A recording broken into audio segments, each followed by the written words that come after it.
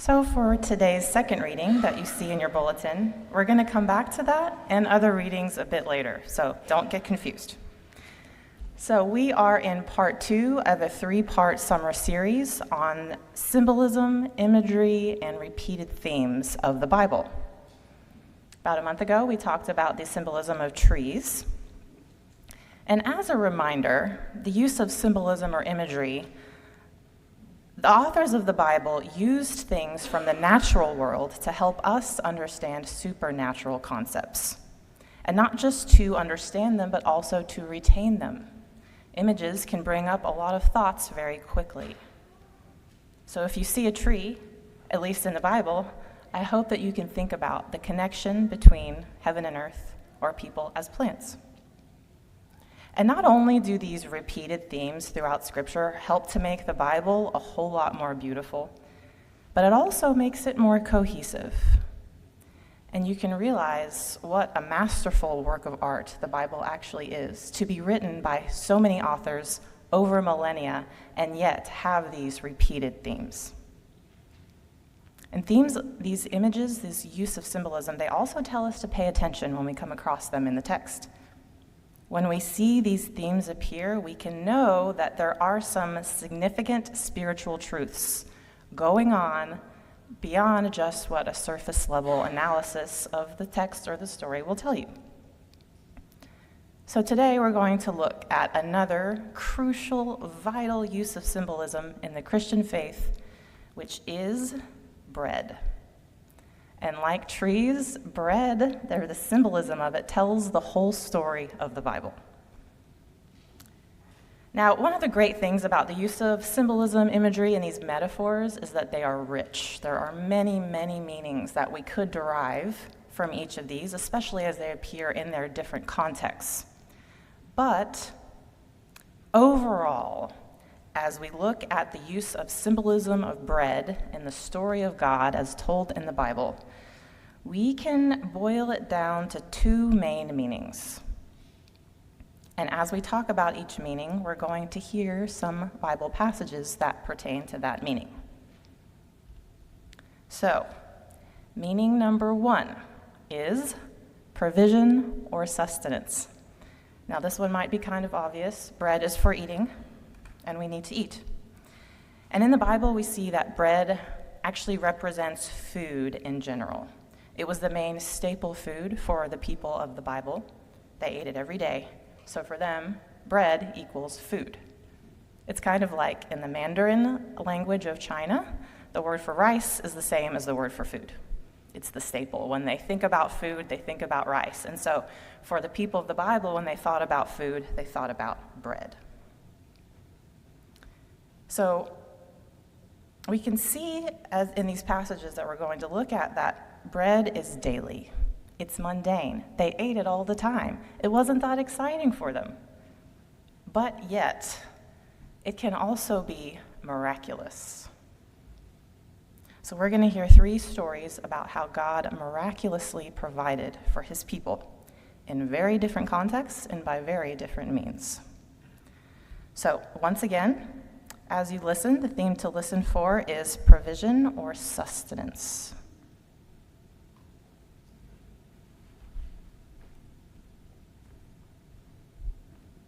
Are we on? Test. Good to go.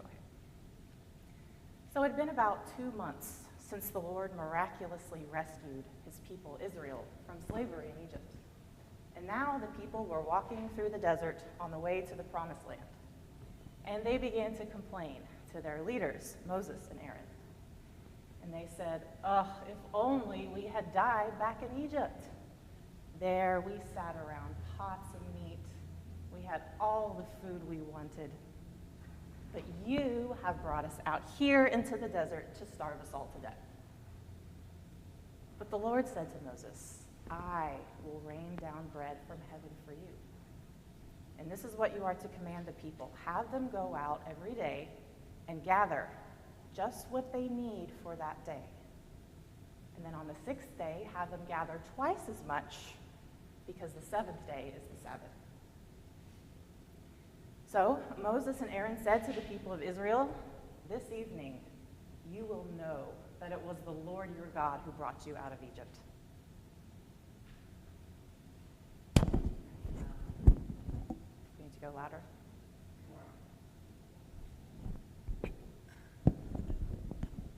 Is that better? Okay. So Moses and Aaron said to the people of Israel, "This evening you will know that it was the Lord your God who brought you out of Egypt.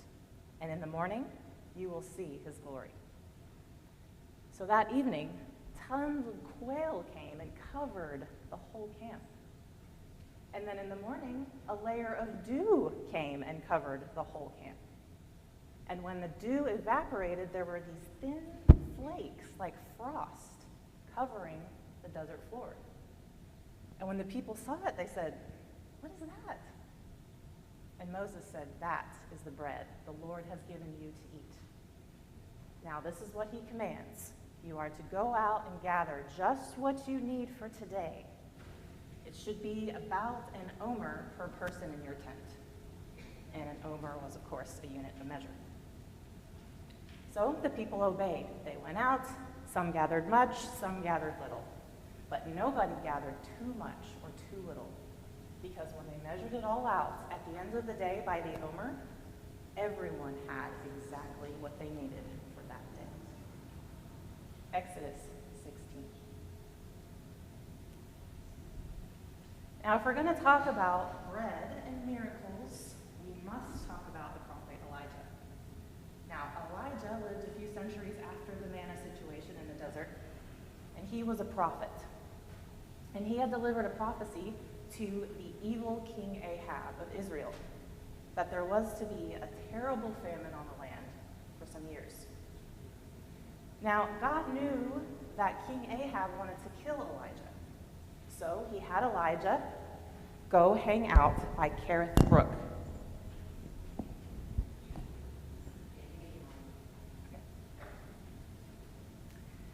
So Elijah went and lived by Kerith Brook. He drank from the brook, and God instructed birds, ravens, to bring Elijah bread and meat every morning and every evening. Now Elijah stayed there for a while, but after a time the brook dried up because there was no rain in the land. So the Lord said to Elijah, "Go to a village called Zarephath. There's a widow there who I've instructed to feed you." So Elijah went to Zarephath, and when he arrived at the gates of the village, he saw an old woman gathering sticks. And Elijah went to her and said, "Please, will you give me a little bit of water and a small piece of bread?" And the woman said, "As surely as the Lord your God lives, I don't have a single piece of bread in my house. All I have is a small handful of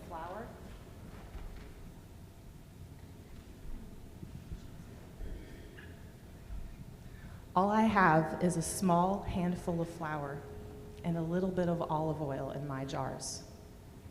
I'm collecting sticks to go home and cook this one last meal.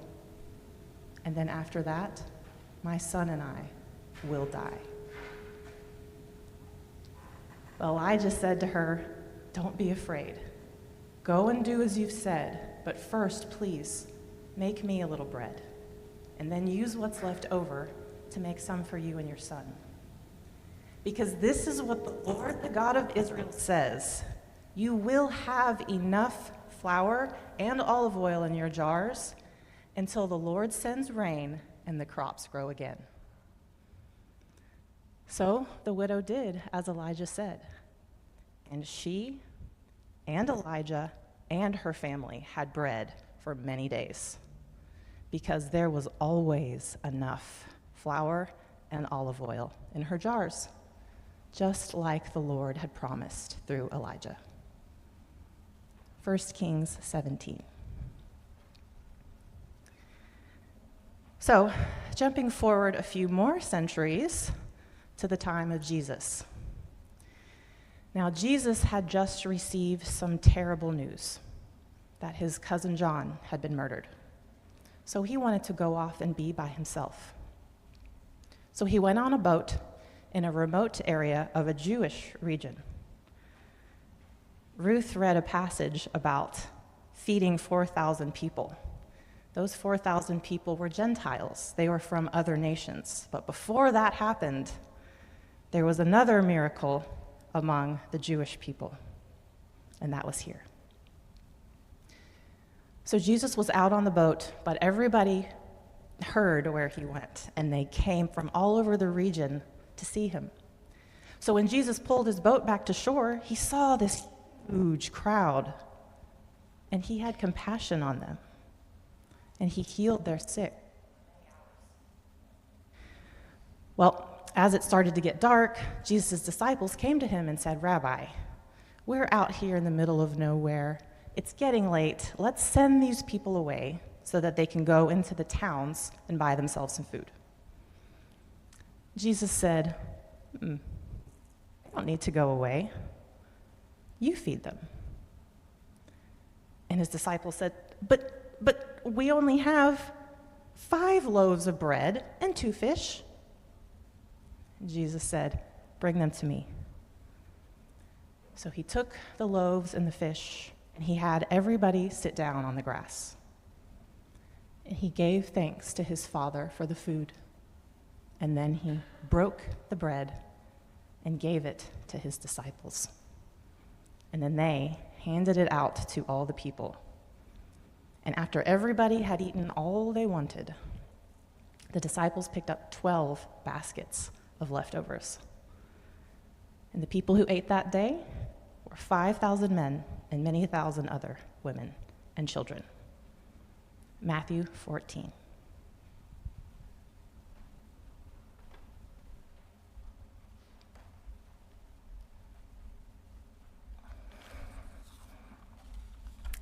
So, we can see bread obviously represents provision and sustenance. In these stories, it was quite literal as well, his provision for them. And we can see that the bread is both mundane and miraculous. And really, bread, beyond just food, it represents all physical needs that we have: water, air, shelter, clothing. But bread can also represent spiritual needs, and we'll come back to this in just a minute. So, meaning number 1, the use of symbolism, bread in the Bible, is provision or sustenance, both mundane and miraculous. Meaning number 2 of bread is relationship. Now, if you spent any time in the Bible or you grew up in church, you may have heard this phrase, breaking bread. Now, this is beyond just ingesting food alongside another person. It's about fellowshipping together, connecting relationally over a meal. And we see this all throughout the Bible. So, bread can represent the relationship between humans, but it also represents the relationship between God and humans, just like trees.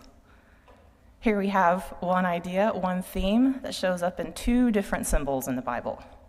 Must be pretty important. So now we're going to hear 2 more stories, one from the Old Testament and one from the New. And as you listen for this theme specifically of relationship between God and his people.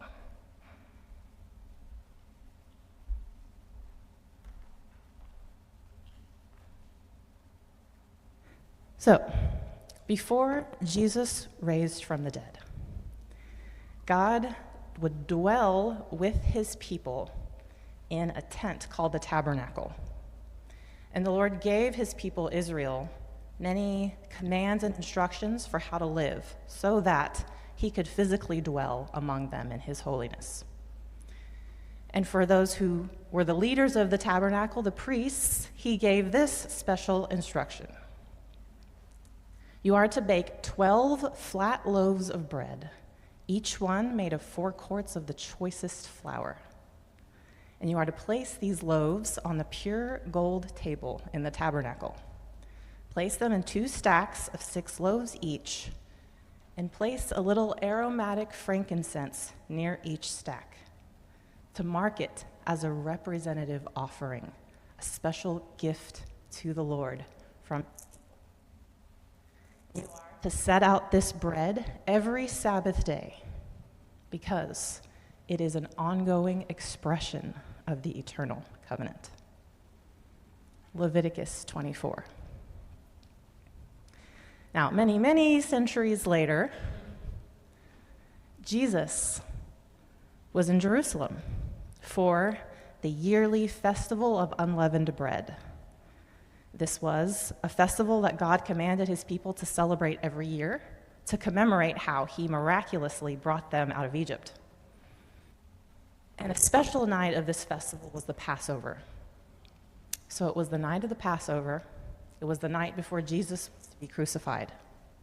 And when it came time to have the meal, sat down at the table with his 12, and he said to them, I have been so eager to eat this meal with you before my suffering begins. Because I tell you, I will not eat this meal again until its meaning is fulfilled in the kingdom of heaven. Then Jesus took the cup of wine, and he gave thanks to God for it. And he gave it to his disciples and said, share this among yourselves. For I tell you, I will not drink wine again until the kingdom of God comes. And then Jesus took the bread, and he gave thanks to God his Father for it. And then he broke the bread and gave it to his disciples. And he said, this is my body given for you. Do this in remembrance of me. Luke 22.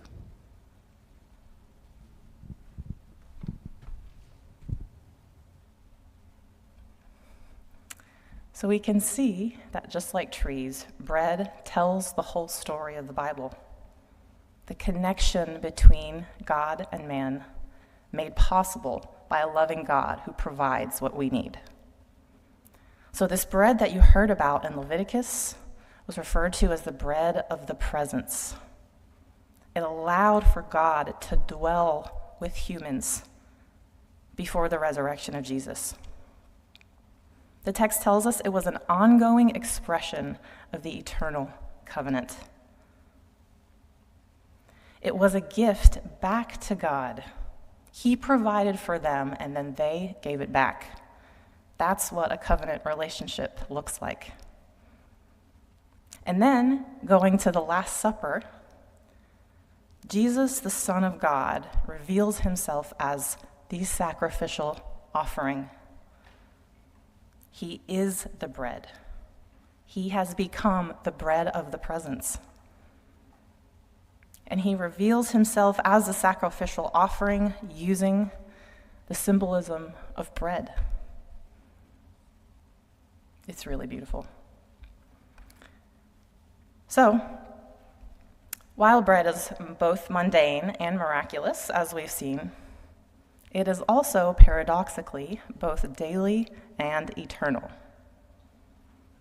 It's daily. We just prayed, give us this day our daily bread.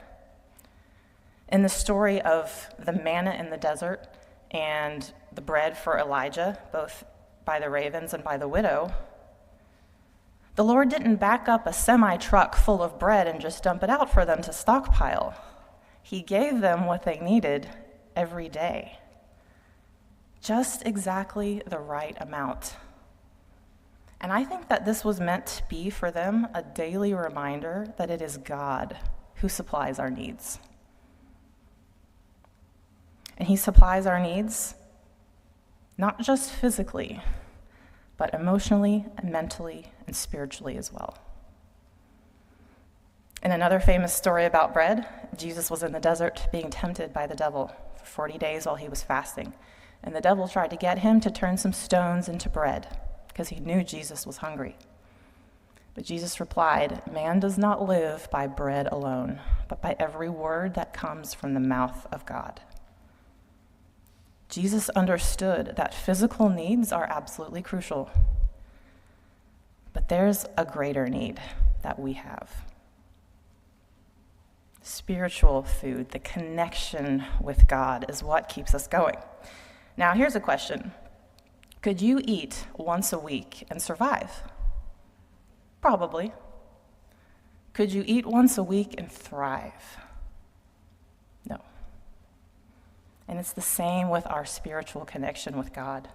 If we leave it till once a week, we'll get by, but it's not going to give us the spiritual nutrients we need to grow and be spiritually strong.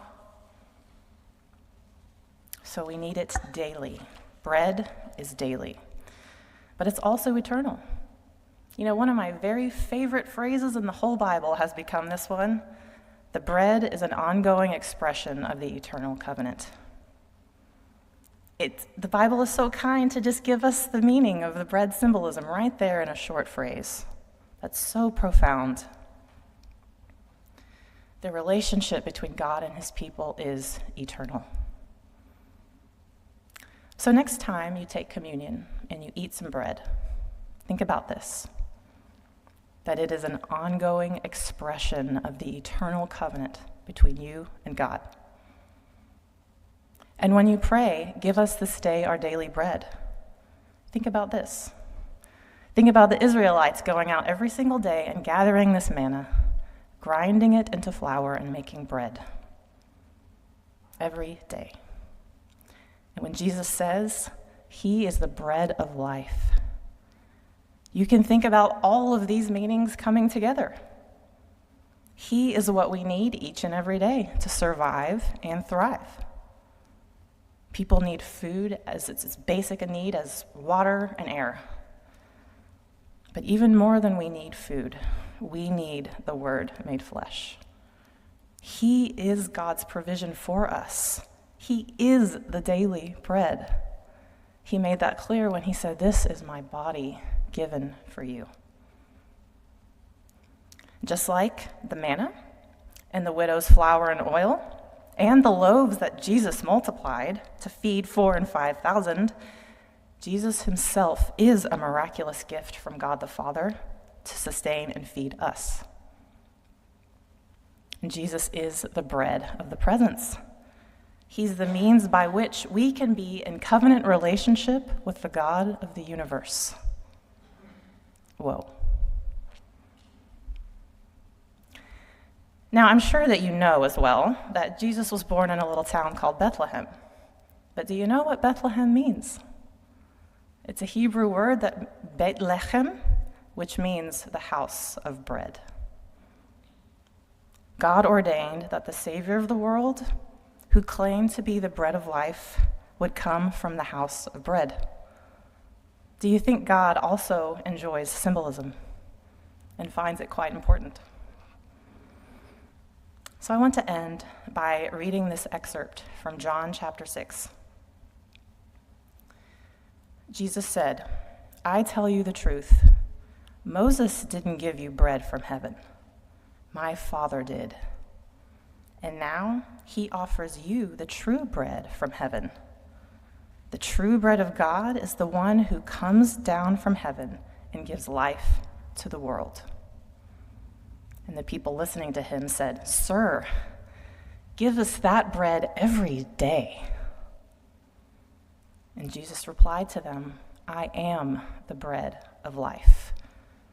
Whoever comes to me will never be hungry again." Thanks be to God.